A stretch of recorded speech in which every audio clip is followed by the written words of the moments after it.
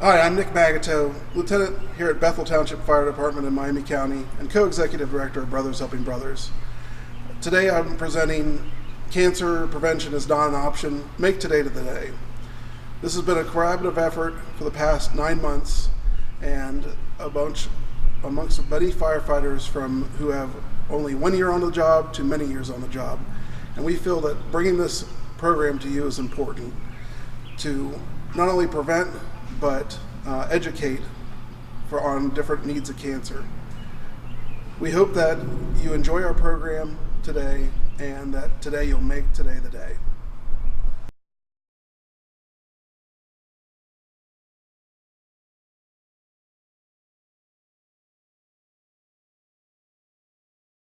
Hi, my name is Chris Cooper and I work for the Springfield Fire Rescue Division in Clark County, and I just wanted to explain to you a little bit about what we're going to be doing.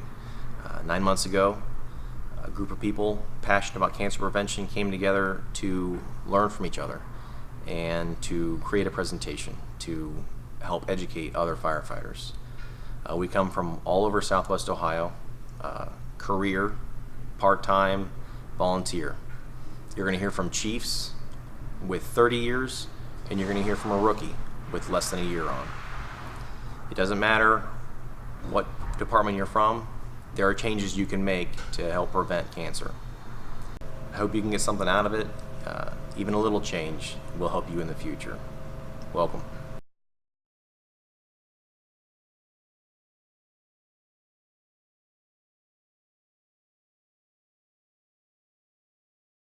Hello there, my name is Jim Bernica. I'm a Dayton firefighter and also the founder of the Firefighter Cancer Consultants. I'm here in Steps Park in Centerville, Ohio at the Miami Valley Firefighter EMS Memorial. Here are my two young boys here. One getting ready to turn 6 on Sunday and one just turned 3 a couple weeks ago. You know, in a couple months here in the fall, my good friend Bobby Hetzer is going to be added to this wall for occupational cancer. He's also going to be put on the wall in Colorado Springs at the IFF Memorial. I'll be there as part of that ceremony as well. I just actually found out last week they had the numbers for this year. There's going to be 252 names added to that wall, and 201 of those are from cancer. So this really is a huge epidemic in our fire service, and we really need to do everything we can to prevent that. It's not just about us, but it's about these guys, our families in general. Everything we're doing now could affect us later on. So I really hope you take all these lessons of our Southwest voices, to heart. And now we'll play a tribute for my friend Bobby Hetzer. So thanks again.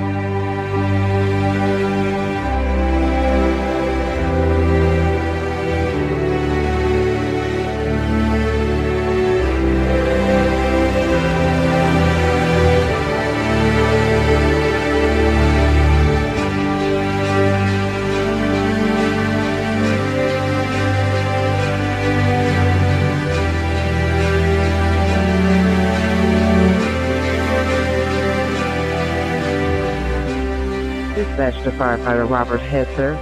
Dispatch to firefighter Robert Hetzer. It is with deepest regret that we announce that the bell has been struck for the last alarm of firefighter Robert A. Hetzer, Jr., retired member of the Dayton Fire Department. Firefighter Hetzer has answered the call for his last alarm and has returned home safely to await his next assignment. May the sun shine upon his path. May the wind always be at his back. And may the Lord hold him in the palm of his hand until we meet again. Time to rest, our brother.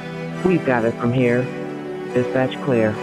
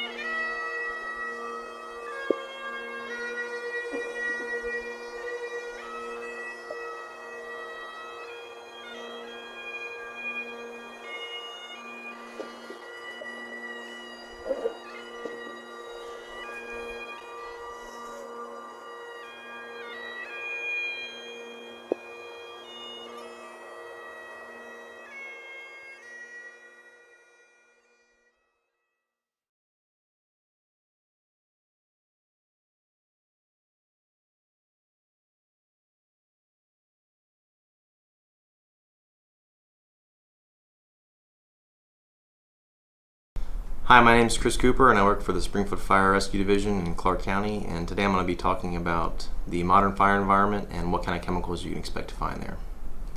So I'll start from the beginning. Oversimplified, fire is a chemical reaction, and it's really an oxidation reaction, but a structure fire is extremely complex. In reality, it's multiple chemical reactions happening all at once. Plastics in various forms like synthetics, foams, hard plastic, glues, different types of wood like treated wood and new growth wood are all being consumed, and in most cases being formed into very hazardous chemicals. Some of these chemicals are pretty commonly known. Chemicals that you know you're supposed to avoid, like arsenic and mercury. Others aren't so common, like acrolein.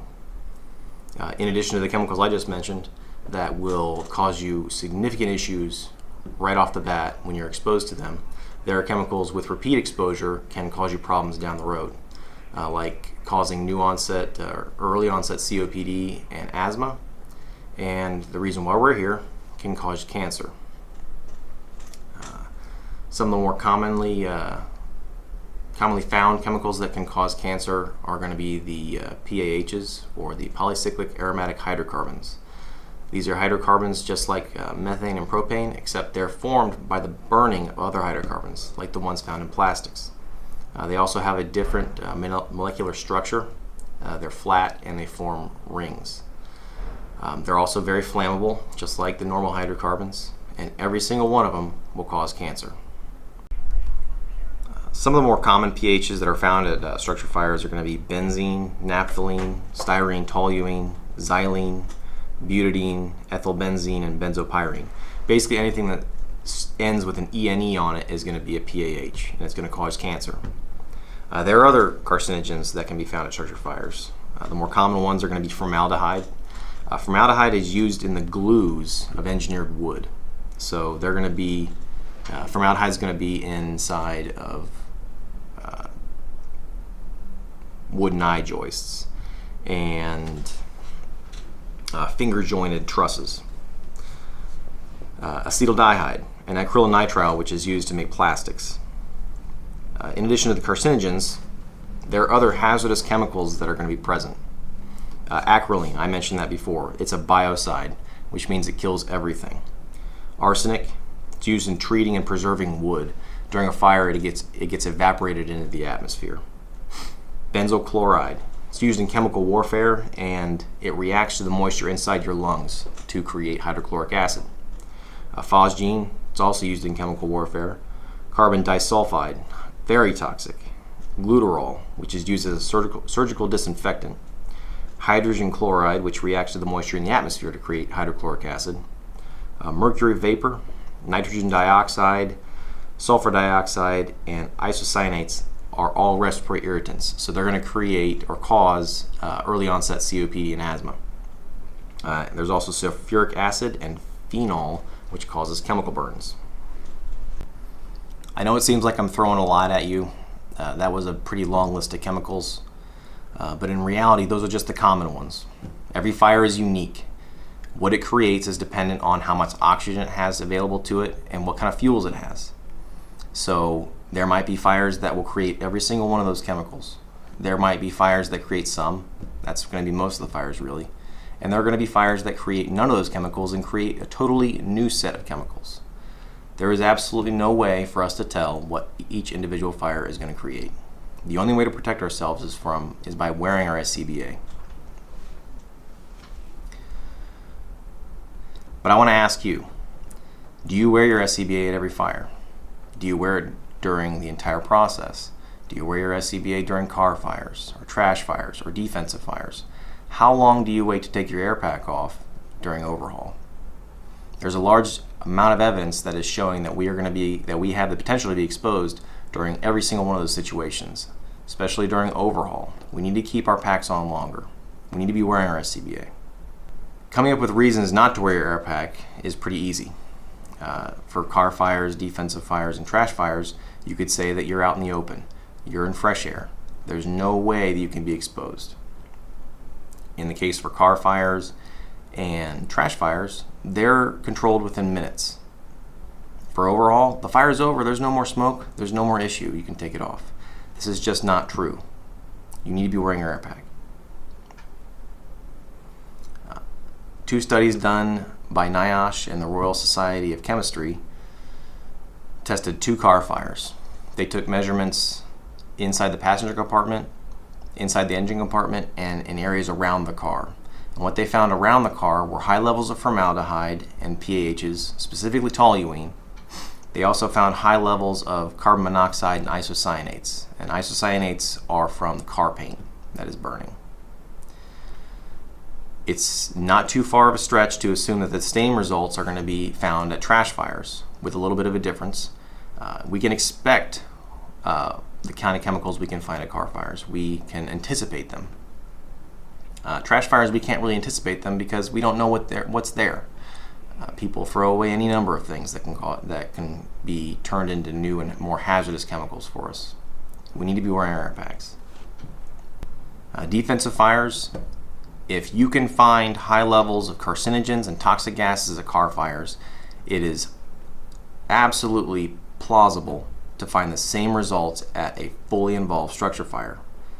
And really, I can remember multiple defensive fires where I can smell the fire, where you can smell that telltale structure fire smell. And we need to all understand what that smell is. That's not fresh air. That's the chemicals we're talking about. Some of the chemicals have very noxious smells. Others can be completely odorless. The overall phase probably provides the biggest potential for exposure for us. We're just taking our air packs off too soon. A study done in Oregon tested 38 fires during the overall phase, and they found every single one of the chemicals that I just mentioned. Every single one. I also said every fire is unique, so they didn't find all the chemicals at every fire. The CO is the most common, no surprise there. They also found large numbers of PAHs, but it was kind of a toss-up which ones they found. Formaldehyde was also a big one. They found arsenic at a few of the fires, but when they did find it, they found arsenic above the short-term exposure limits. They also found nitrogen dioxide, hydrogen chloride, acrolein, glutarol, all above short-term exposure limits. This is an atmosphere primed to cause cancer. Unless you're waiting more than an hour to conduct overhaul and to take your SCBA off, you need to be wearing your SCBA. Up until this point, I've been mainly talking about inhalation hazards, but inhalation is not the only route we can be exposed. Absorption is also a big issue for us. Your skin is very absorbent, specifically around your neck, the palms of your hands, the soles of your feet, your groin, and underneath your arms.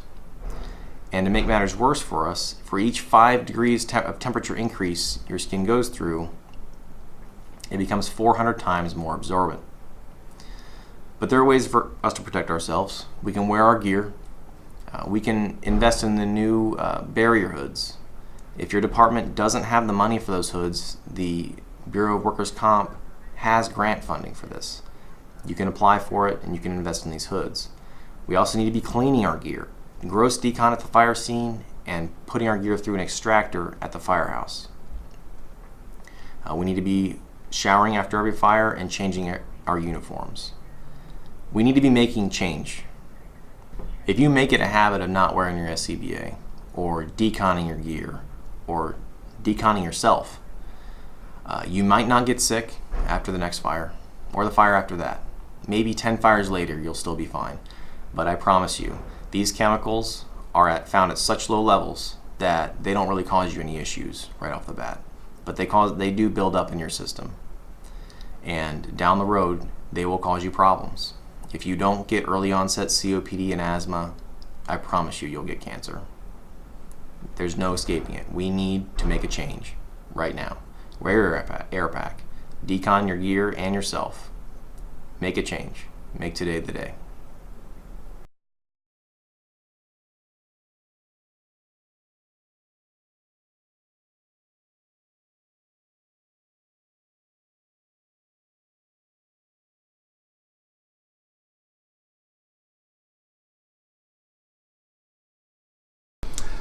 Well, my topic of conversation today will be the wearing of our SCBAs during the overhaul stage of fire operations. Overhaul, as we know, is the phase of the fire with little or no smoke, but all fires, no matter how big or small, can and will generate toxic smoke that can cause acute or chronic health issues. One of the greatest dangers to firefighters today is the one that is largely ignored: poisonous gases resulting from incomplete combustion that exhausted firefighters may be breathing in. I'll not go over the toxins that are produced during this stage, as those have been covered and covered again. None of us dispute the fact that they are present during overhaul. This discussion will be about the change of mindset concerning the wearing of an SCBA during overhaul. From the firefighter wearing it to the incident commander understanding the needed resources that are required for us to have the mindset to keep wearing our SCBA. Tradition is hard to break. I know. I overhauled for years without my SCBA on. Why? Because that's the way we did it.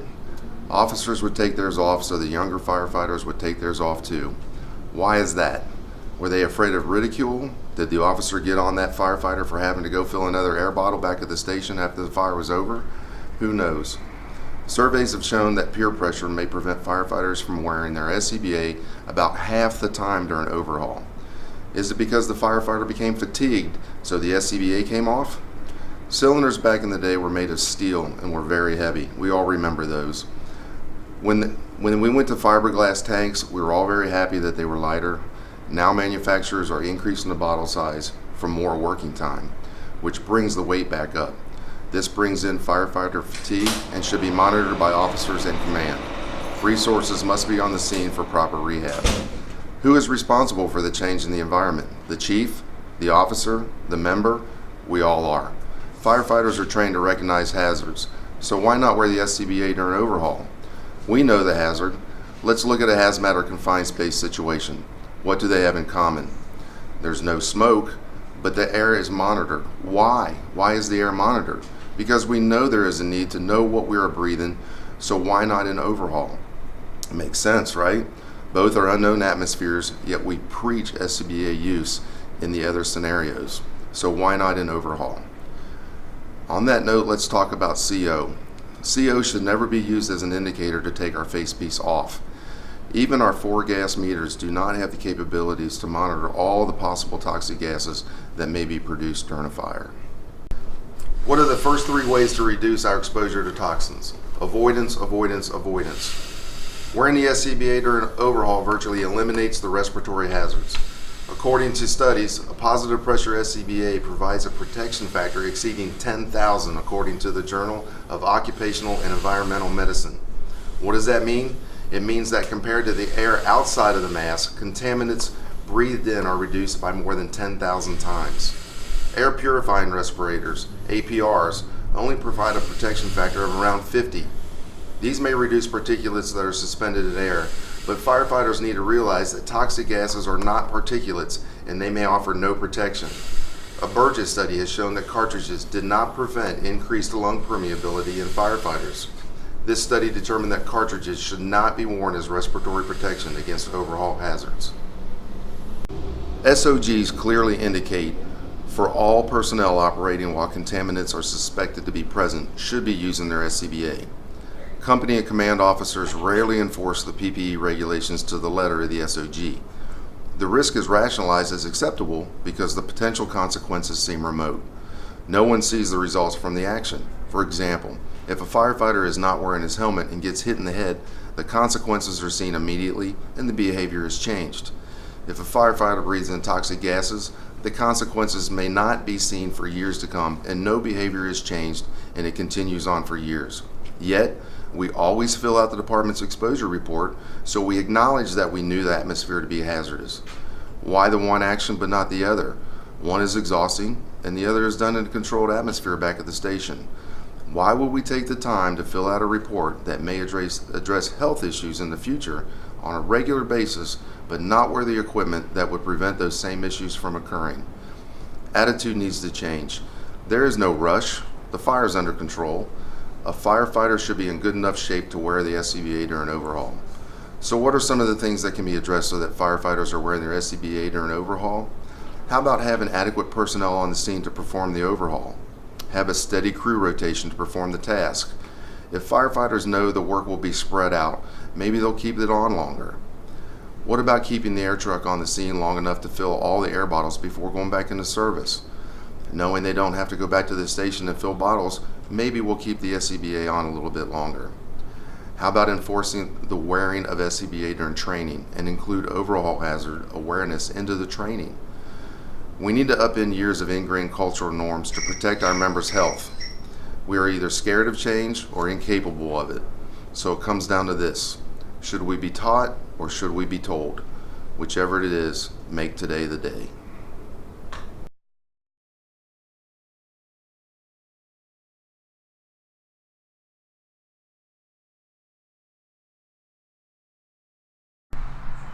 Hi, I'm Andy Robin. Welcome to Diesel Exhaust. It's more than soot. I'm from Harrison Fire Department here in Harrison, Ohio, in Hamilton County. I've been a firefighter for 16 years. I started as a volunteer, and for the last 11 years I've worked in career.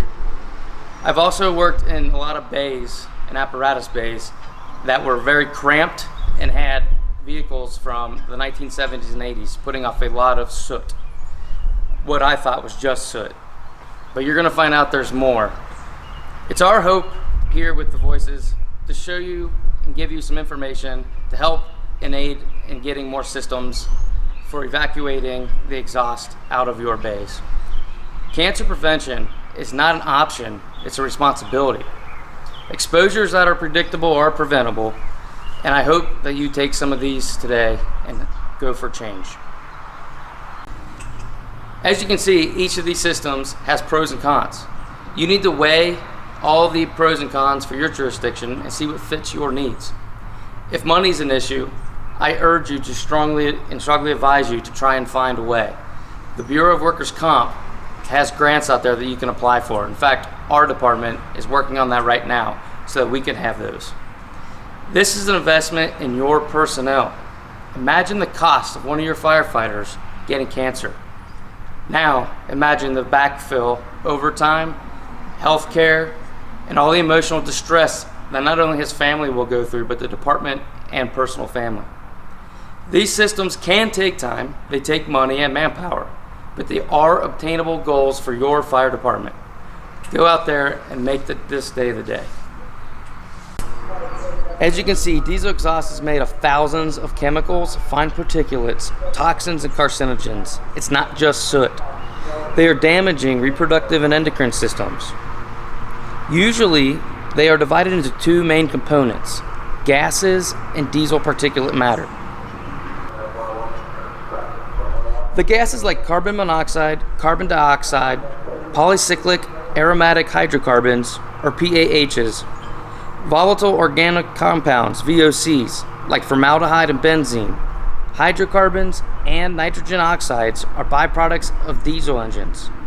Nitrogen oxides are the reason for diesel exhaust fluid or DEF fluid. Nitrogen oxides can cause higher risks of lung cancer. Having trucks with DEF systems are a great way to start with prevention.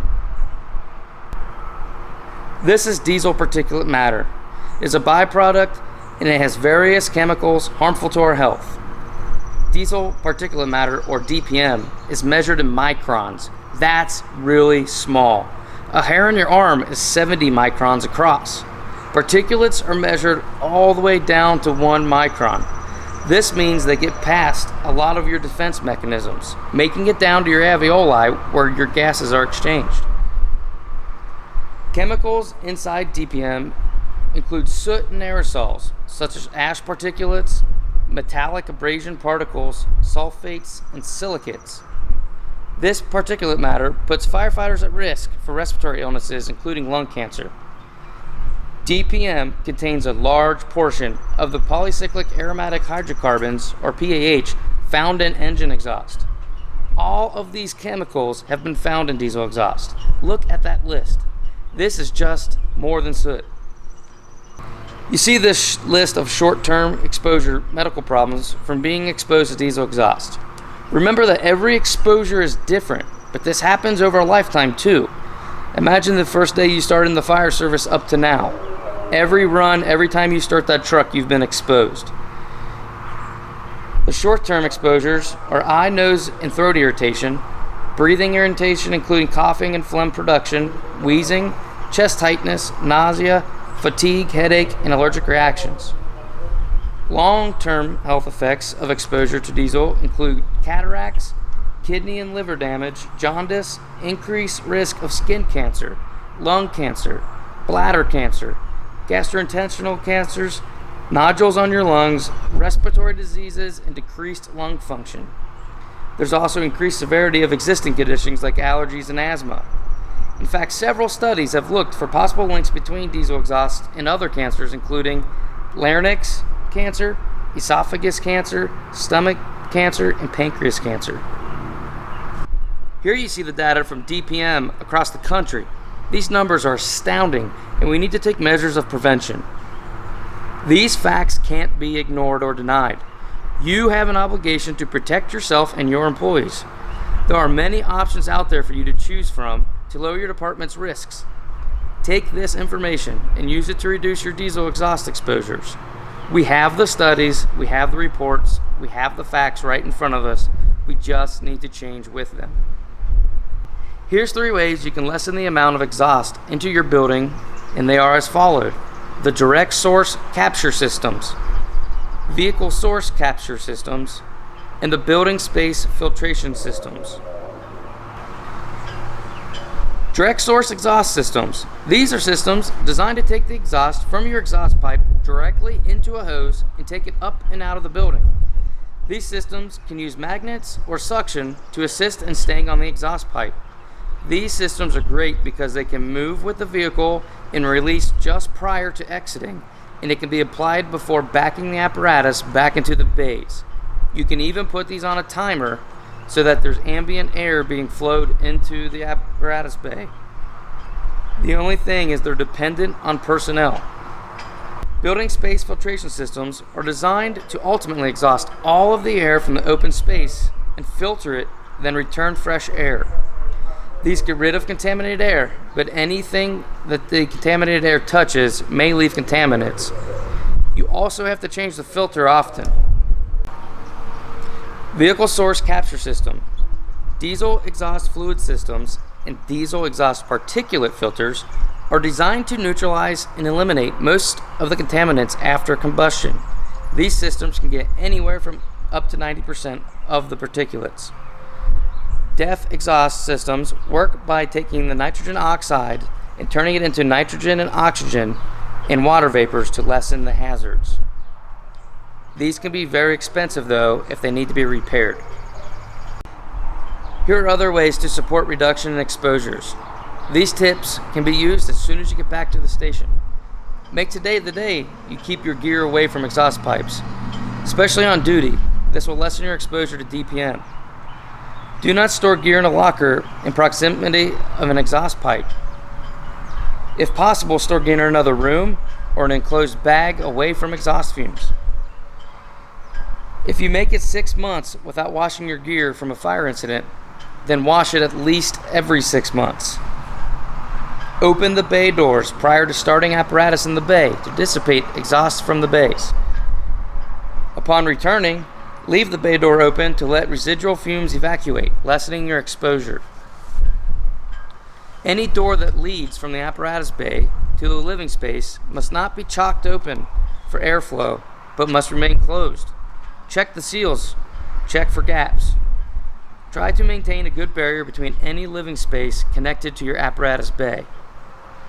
Clean your bay floors, walls, and ceilings when particulate matter is found. Move any ice or water fountains out of the bays into an uncontaminated area. Diesel particulate matter can be ingested and wreak havoc on your digestive system, your endocrine system, and your reproductive system.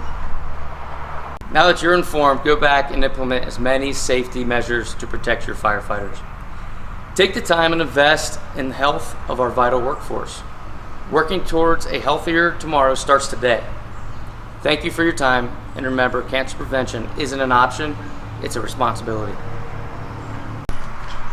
Thanks to organizations like OSHA, NIOSH, EPA, National Toxicological Program, the World Health Organization, NTP, NCI, and the International Agency of Cancer, the IARC.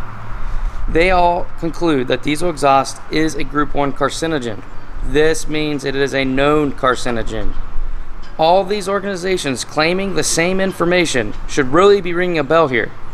We know that the diesel exhaust causes cancer, thus, fire prevention is not an option, it is a responsibility.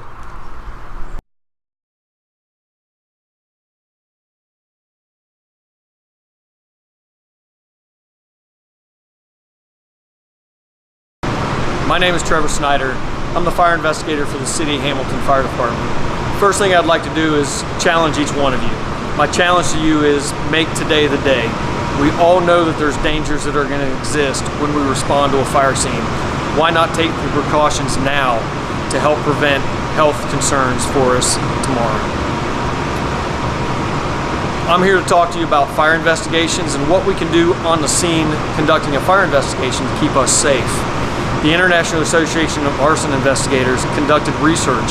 What they found was, even though we have a long way to go to protect our firefighters on the scene, fire investigators are not keeping pace with some of the changes being made. We need to do a better job at that to protect ourselves. When we show up on a fire scene, oftentimes fire investigators show up right away during suppression. It could be days later. If we show up during suppression and you make the determination you need to enter the building to take photographs so you don't lose evidence before overhaul's taking place, is it safe for us to enter? We should be entering with the same protective gear as the firefighters there working to put the fire out. We need to have full firefighter gear on with complete SCBA. We should not be entering an atmosphere that's unsafe for us to enter. If we show up days later, don't confuse a cold scene with a safe scene. Just because it's cold, think of going into a dark room with your spotlight as you're conducting overhaul. Every time you move something, all those particulates, you can see them floating in the air in front of that light. There's no different a couple days later when we take each shovel, each movement, everything we move, we're reintroducing those particulates into the air and we're breathing it.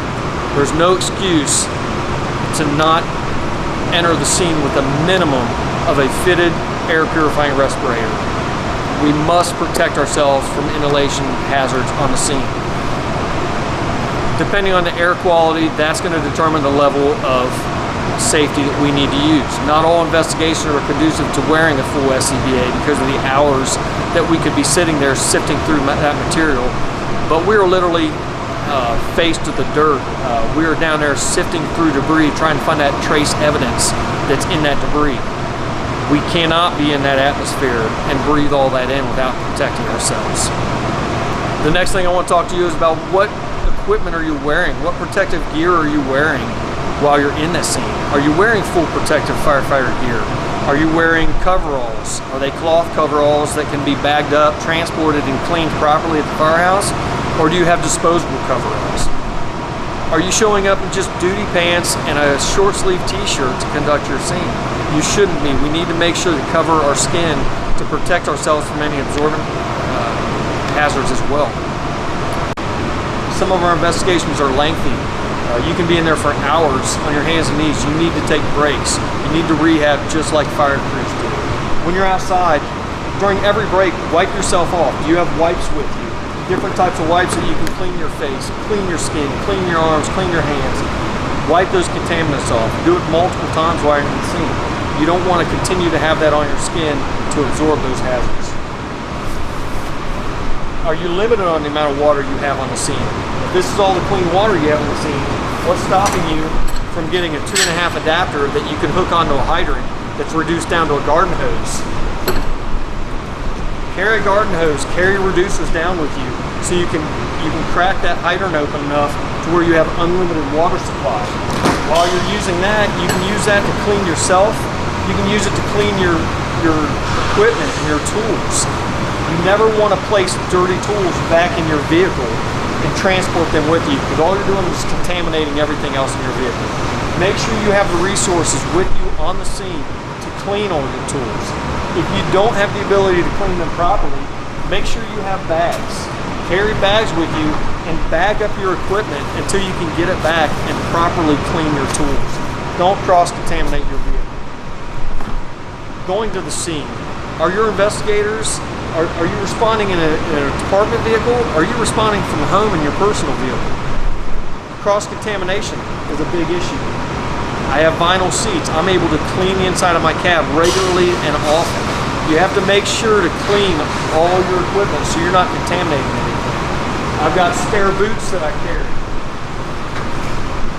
I carry boots with me that I get to the scene. The first thing I do is I change my boots.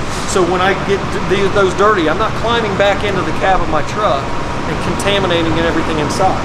Use that, bag them up, and carry them back till you can properly clean them. Scrub your tools. Once again, do you have the equipment necessary to scrub your tools, to scrub your boots, to scrub yourself off, to clean all these contaminants off of you? We need to discuss how you transport your equipment. Do you have your SCBA with you at all times? Do you have one in your vehicle? Or do you have to get one off of other resources that are on the scene?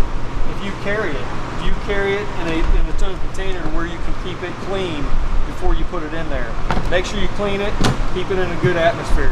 Same thing with your APRs. If you're carrying an air purifying respirator, do you clean it after every use? Do you change your cartridges?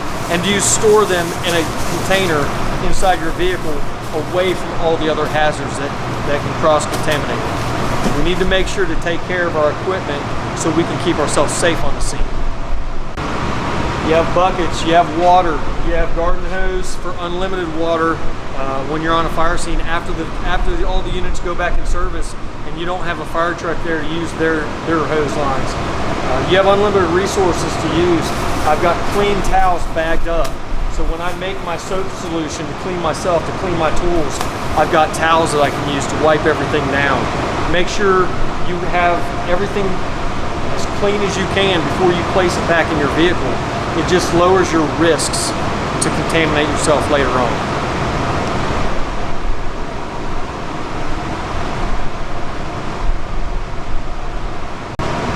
As individual fire investigators, as officers, as leaders of our organizations, as fire chiefs, we have to make sure the policies are in place to protect our members. We have to provide them with the knowledge, the resources, and the tools to keep ourselves safe on the scene so we don't take this home to our families and we deal with the health concerns later in life. Make today the day. Make today the day for change. Go back to your departments. Go back to and get your resources that you need to keep yourself safe. Make today the day.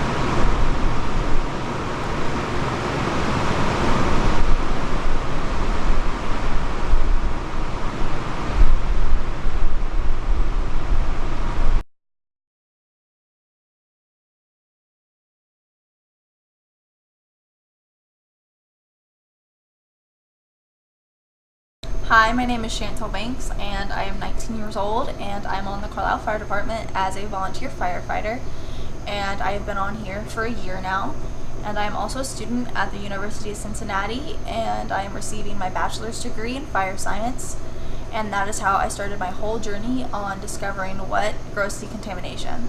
Firefighters are at a 9% higher rate of developing cancer, and we are 14% higher risk of dying from that cancer, which is astounding. But from that, there are also certain cancers that we are more likely to develop than the general public. One of these is esophageal cancer. We are 69% more likely to develop esophageal cancer and 39% more likely to die from esophageal cancer than the general public, which is easily stopped by just taking simple steps of washing your gear, doing gross decontamination, and among other things. So one of the ways that the research is showing to mitigate the carcinogens on your gear is to simply wash them. And by doing so, you are rinsing off and fully cleaning your gear. This should be done after every fire, or depending on your manufacturer, at least once or twice a year, even if it's just sitting on a shelf. And this makes sure that your gear is fully cleaned and is ready to go when you need it. About the gear, it should also not be kept near diesel exhaust fumes. If it is, then it is absorbing all of those carcinogens that are also in that fumes, and over time it builds up, and on top of the fires that you were going into, those carcinogens are embedded in your gear. So if it is at all possible, make sure your gear is not being stored where it is exposed to those fumes.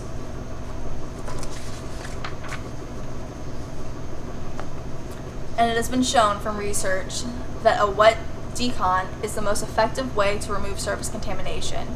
It removes a median reduction in PAH of 85%. And this is huge. That is 85% less of the contaminants that you're exposing yourself to after a fire while you're still on scene. And also, in order to reap the full benefits of your gross decon, you need to make sure you wear your full PPE throughout the entire process. That includes your SCBA, which is really what stops you from inhaling the cancer from your gear off-gassing.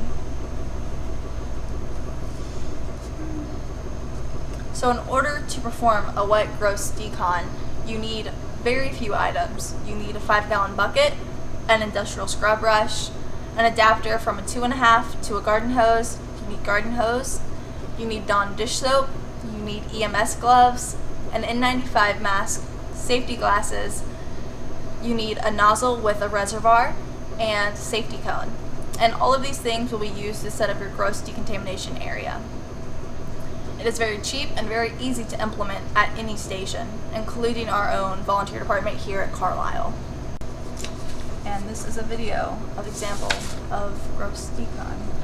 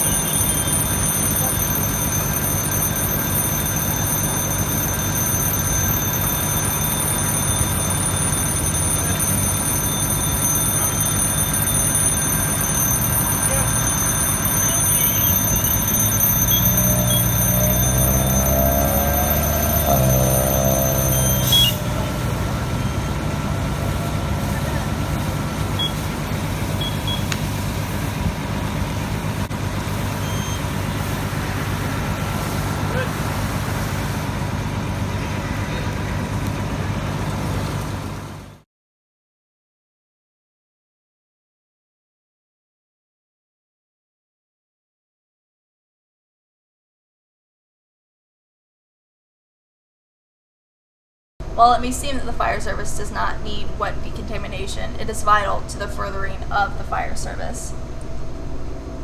It will improve the health and safety of future generations by lessening those carcinogens that we are exposed to over and over again.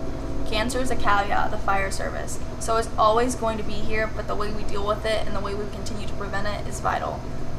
So, Future generations want to be able to become old firefighters, and to do that we need your help by implementing procedures like these at our stations. So make today the day that you implement a wet gross decon procedure at your station. This will help young firefighters like me become older firefighters. So protect those around you and those that come after you from inhaling cancer. Thank you.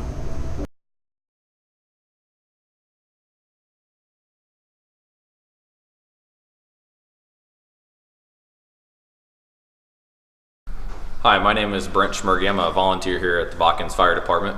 I also work for Fire Safety Services. I'm Bruce Scheck, and I'm the Regional Sales Manager for Fire Decks in the Midwest area. Something we want to go over today that we notice in our travels through the state is transporting contaminated fire gear, where to put it, how to correctly do it, how to correctly doff your PPE. It's known that firefighter turnout gear and PPE can off-gas long after the fire scene has ended, so we want to hit on some topics today, how to limit your exposure. So it's really important that after gross deconning that you properly and carefully remove your PPE and be able to put it in some sort of a decon bag, much like the one seen here that's provided by Fire Decks. You don't want to transport your product back to the station without having it in a bag, whether it's in your personal vehicle or in the fire truck. So as an example, Brent has taken off his PPE and we're going to put it into the bag.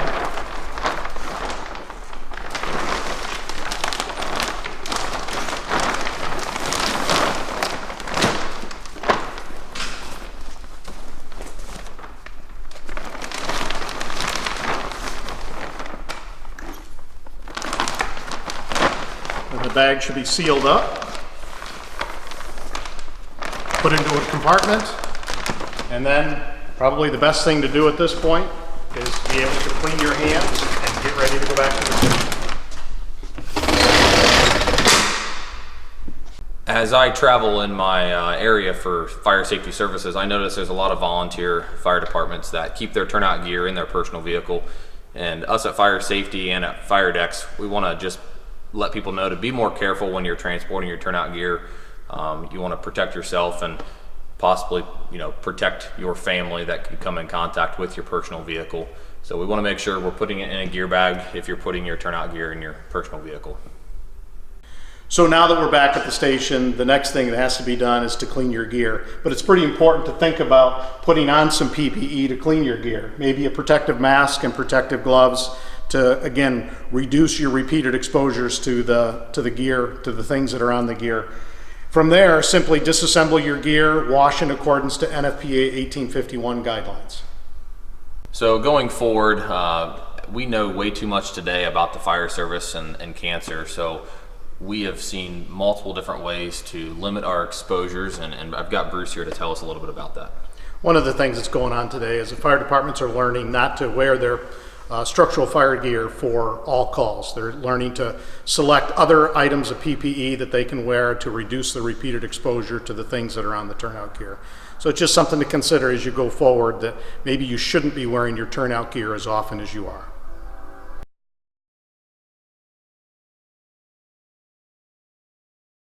Cancer prevention is no longer an option. It is a responsibility. I'm going to make today the day, and I hope you do as well. I'm a new father. I've got 1-year-old twins at home, and I've started to think about how far carcinogens can transfer, whether it's from the fire scene back to the firehouse, all the way back to our own house. So if you take anything out of this video, please understand, be safe, be smart, and learn about cancer prevention.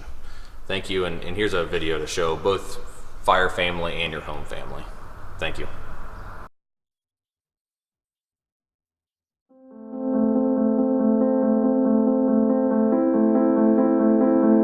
My mom was a firefighter and a paramedic, and my stepdad was as well. It's a great feeling. It is contagious and will spread through your family. I knew I wanted to do it. It's the joy of actually working with other firemen, the brotherhood, and doing something good for the public. We have 2 families now. We've got our family here at home and the brothers that I live with at the fire station. People don't realize all the danger that a firefighter puts themselves into. We have to build that confidence and trust between each other. You're going in and things turn south. I got to know you have my back and vice versa. Yeah, you see stuff together, you hear stuff together, stuff that is unimaginable. In order to get through that kind of stuff, you just bond together like glue and, check on your people, make sure everyone's still okay, and just keep going. I don't think that will ever change. The family atmosphere in the fire service will never go away. A good example is that, unfortunately, there's been a fatality recently. You'll see all the firefighters converging to that area. People have never met him. They will go to pay respect and show his family what they were part of. Our gear is helping protect the outside, making sure that their hands are safe. We have special hoods that help block some carcinogens. With the advancements that we have now in our turnout gear and our decon process at the station, I see that being very beneficial to me and to my younger guys that are underneath me to get us all through to retirement and beyond. Our gear is going to help protect them. They don't have to worry about what they have on. How about we start implementing policies right now to protect the firefighters so that we don't have to worry about burying another brother, taking a father away from his kids, from his wife, from his family, from both families, from his fire family and from his immediate family.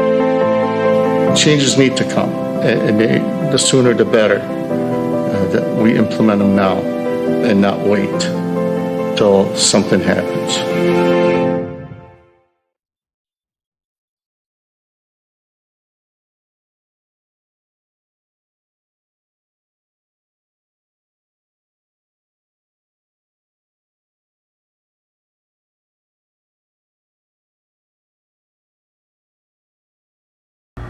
Now that you've finished your decon class, what comes next?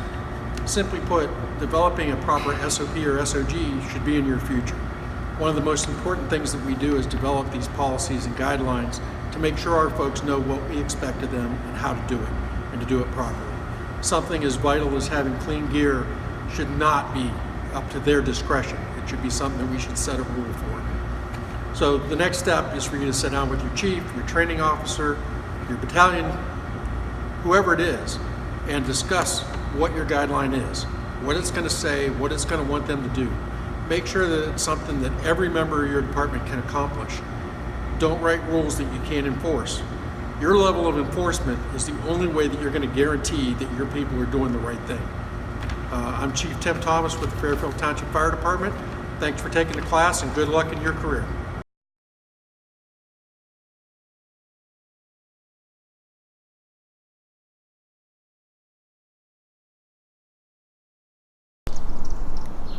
My name's Kevin Hardwick. I'm the fire chief for the Glendale Fire Department, just outside of Cincinnati, Ohio. Today I'd talk to you about a good friend of mine, a fellow firefighter, someone that I got to know through the fire service, Tim Burns. Tim Burns and I go back many years when Tim first became a part of our department at the time in New Burlington Fire Department. Tim's father and I worked side by side as firefighters. So I got to know Tim when he was 9 or 10 years old, coming to the firehouse, hanging out, and being part of the firefighter life, volunteer firefighter life at the time. As Tim continued to grow and develop, and decided to become an explorer and learn more about firefighting, that was a point where I was the coordinator for the Explorer program. Got to know Tim again even better. Bringing Tim into the picture, and all of our explorers were there to learn how to be a firefighter, how to be an EMT, what it's like in the fire service, experience that at 15, 16 years old. Once Tim was able to get his certification through the state of Ohio, he then ventured out, started with the New Burlington Department, worked with a number of other departments in the area as a part-time firefighter, ultimately landed a full-time job at the Westchester Fire Department. Funny thing is I got to join Tim at Westchester for a few years as an inspector, so again, more working with Tim. But the darkest day in my life as a fire chief was when you get the call, "Chief, we need to talk." Those are the days that you just don't ever want to face. When you walk into an office with a firefighter and his wife, and you can sense the tension, you know it's not good. And then to be told, oh, I have cancer. Tim was diagnosed with renal cancer at that point. Tim went through all kinds of therapy, all kinds of treatment to try and fight, and he fought this to the very end. Tim was like a little brother to me. It was hard to go through. It was hard to see him and his family. Tim had teenage twin boys, and it was very hard. It was hard on everybody. One of the conversations that I had with Tim was to say, we have to make a difference. We have to make something better for the next generation. This job is dangerous enough without the fact of the cancers. So what can we do to prepare? What can we build into our system to lessen the risk? You know, risk reduction is where we're at. That's why we're here today. We're here to learn. We're here to teach. We're here to network with other people in the fire service all over to learn what we can do to have risk reduction in the jobs that we have. This job is a passion. It's not a job, it's a passion. But what can we do to make it better? You know, I have a son that's in the fire service. I have a grandson in the fire service. I want them to have a better opportunity than what I have. That's going to take time, effort, and whatever we do to make that better, that's the steps that we're going to take. What can we do? Today we can do, just like I said, you learn. The more you learn, the better you feel, the more you can share with your people. Those are all beneficial to making our world in the fire service a better place today as we move forward. After Tim passed away, we felt we wanted to honor Tim and what he's done for our fire department. We had a plaque made and installed on our firehouse in honor of Tim. Tim was a mentor to many of the people. He was involved in hiring people, bringing them into this department and teaching them what it would be like even from the young age that we bring them in. We start with explorers here now as well. But we put Tim's plaque right at the front, so every time we come into our fire station, the first person they see or remember is Tim. His name's right here on the front. He gets to see us, and we get to see Tim all the time, and for that we're thankful.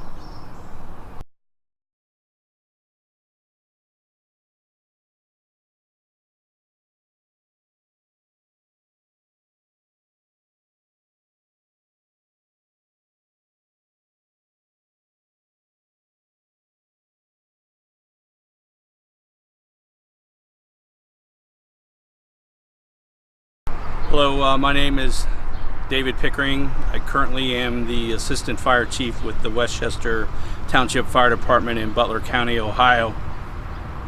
On September the 11th, 2001, I was deployed to the Ground Zero disaster site in New York City with Ohio Task Force 1 Urban Search and Rescue, one of 28 FEMA teams in the United States. We deployed with 75 plus personnel, with also with canine assets for search and rescue efforts. We arrived at Ground Zero on September the 12th. We were activated on the 9th. We were activated on 9/11, and we drove through the evening, reaching New York City about daybreak on the morning of the 12th. We operated for approximately 10 days until the 22nd of September, at which time FEMA deactivated us and rotated other urban search and rescue teams in to relieve us. All of the disaster site was a disaster of epic proportions. The photos, the videos just simply did not do it justice. Another thing that most people didn't see was just the amount of contamination and debris that covered all of Lower Manhattan. It's estimated that approximately 400 tons of pulverized concrete, pulverized glass, asbestos, pulverized human remains covered all of Lower Manhattan, which contributed to a lot of the exposures that the first responders were were subject to. During our response, we used as personal protective equipment. We were outfitted in military-style BDUs. We had a rescue helmet, leather rescue boots, leather rescue gloves, arm pads, knee pads. For respiratory protection, we utilized half face piece respirators with particulate cartridges. And then we also utilized paper dust masks when we got there because of the ineffectiveness of our respiratory protection, our face pieces. The face pieces were ineffective because they quickly became clogged with all the dust and contamination that was in the air. And we had a very limited supply of cartridges. We simply weren't prepared for the usage that we needed. We worked 12-hour shifts, 12 hours on, 12 hours off, where we would then be rotated back to our rear staging area. We utilized a forward staging area of a Chase Manhattan bank that was approximately 1 block away from the World Trade Center. That bank had its windows blown out during the collapse of the Twin Towers and the Trade Center, and every inch of that bank was covered in dust and contamination. But that was our forward staging area for our equipment, and it was also our rest and rehab area. While we were at the Trade Center disaster site, we would then go back to the bank to retrieve equipment and necessary items to perform the rescues and recoveries that we were tasked with. It's hard to explain just the amount of debris and contamination. It just covered everything. It was on every inch everywhere you went. There was no way to get out of the contamination. So no matter where you were operating, no matter where you were at, even in rehab, we were being exposed to all the contamination. When I returned from 9/11 after we were deactivated, about 1 week post return home, I developed pneumonia and was in the hospital for approximately a week with a severe case of pneumonia. Subsequent to that, I've had 4 other bouts of pneumonia, so I've had a lot of health issues from my response to 9/11. I've been diagnosed with adult onset asthma and early stages of COPD. As a result of that, the pneumonia bouts, I filed a federal workman's comp claim, which was denied for up to a year. And it wasn't until the 1-year anniversary when a local news station did a piece on first responders and the anniversary that they talked about my denial of my federal workman's comp claim. And due to Senator Rob Portman's intervention the very next day, magically my claim was approved. So the documentation that we gathered while I was deployed, we have team physicians that deploy with us that documented our medical efforts, and all of that was a big part of my claim being approved. The other thing that I have been involved in and have done since operating at Ground Zero is I'm part of the World Trade Center Health Registry. And what the Health Registry is it is a registry where all first responders can sign up, and then we are given annual physicals, free annual physicals, to study the health effects of our response to 9/11 and document our health changes. As far as illnesses and deaths at Ground Zero, on 9/11, 2,753 people died as a result of the World Trade Center attack. Since 9/11, it's estimated that about 2,000 first responders have suffered deaths from 9/11 related illnesses and diseases. It's estimated that by the 20th anniversary of 9/11, the number of first responders that have died as a result of ground zero related illnesses and deaths will surpass the number of people that were killed on the day of the attack. As far as lessons learned for myself, the first one is protect yourself. We had respiratory protection, but it was just ineffective. Whether it was a half face piece respirator or a dust mask, just simply because they were ineffective, we were unable to use them. We could have made better usage of our respiratory protection. It was easier for us as responders to work without them, and then in hindsight, I look back and think that we could have used them more often to better protect ourselves. We were still, no matter what we did, going to be exposed to the contamination, but we could have better utilized our equipment. Documenting your exposure. When you're exposed to a contaminant, to any type of health concern, you need to document those exposures. As I said, that was a big part of my being approved for a federal workman's comp claim, was the amount of documentation that our team physicians provided us. You need to, another thing that I learned was that you need to utilize the services that are provided to first responders, especially post-exposure. For me, the World Trade Center Health Registry that has been a big part of documenting my illness, documenting my exposure, and making sure that my health changes are documented. The exposures that we were subject to on 9/11 were ones that, I don't think they could have been prevented. This is one case where a disaster of epic proportions just forced us to do things that we normally wouldn't do in the fire service. But you need to be prepared. We could have been better prepared, and I think we've learned our lessons learned from that is taking care of ourselves, making sure that we're providing adequate protection for our responders, and then making sure that we document and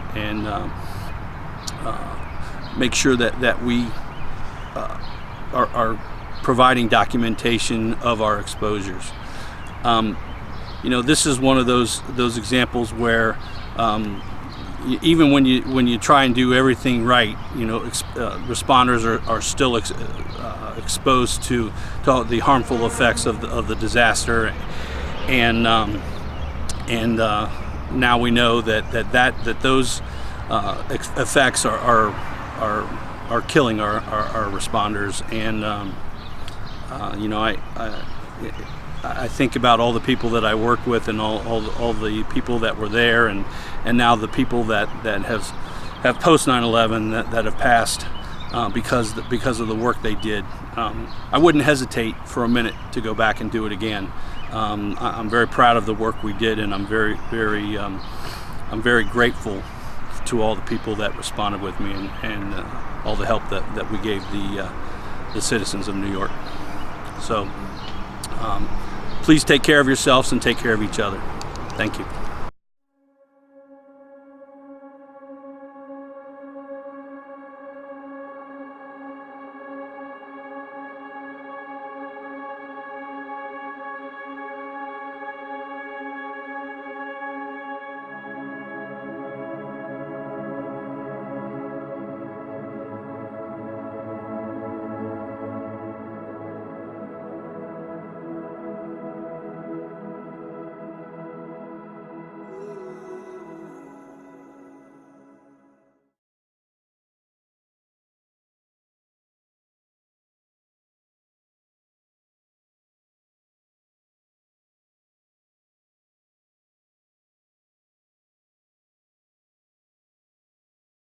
Hello, I'm John Centers, Fire Chief with the City of Monroe Fire Department in Butler County, Ohio. We're here today to talk to you a little bit about cancer reduction policies within your individual fire departments and why that is so critically important. Let's talk a little bit about what we know today. Nearly 2 out of 3 firefighter deaths are attributed to cancer. We know that firefighters are at a higher risk to obtain cancer than the normal layperson is. And we know that the byproducts of smoke that we're dealing with today in our structure fires is putting off chemicals that are far more dangerous than they were 20 or 30 years ago. We know that our staff members have a higher risk of cancer overall.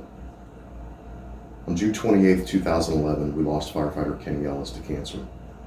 Kenny served nearly 3 decades as a firefighter, an officer, a trainer, a mentor, and a friend. He balanced his 2 families very well, his firefighter family and his personal family. Kenny battled cancer for nearly 3 years, and we did what firefighters normally do when a brother or sister firefighter falls ill. We did fundraisers, we provided meals, we helped out with transportation, covering shifts, and ultimately planning for the worst. We got our dress uniforms together, and we got our morning bands, and we prepared the truck for that last ride. We know that dying firefighters really only want 2 things, and that's to be healthy and to be able to get back to work. So there are a lot of excuses that folks have not to adopt aggressive cancer-related policies within their departments.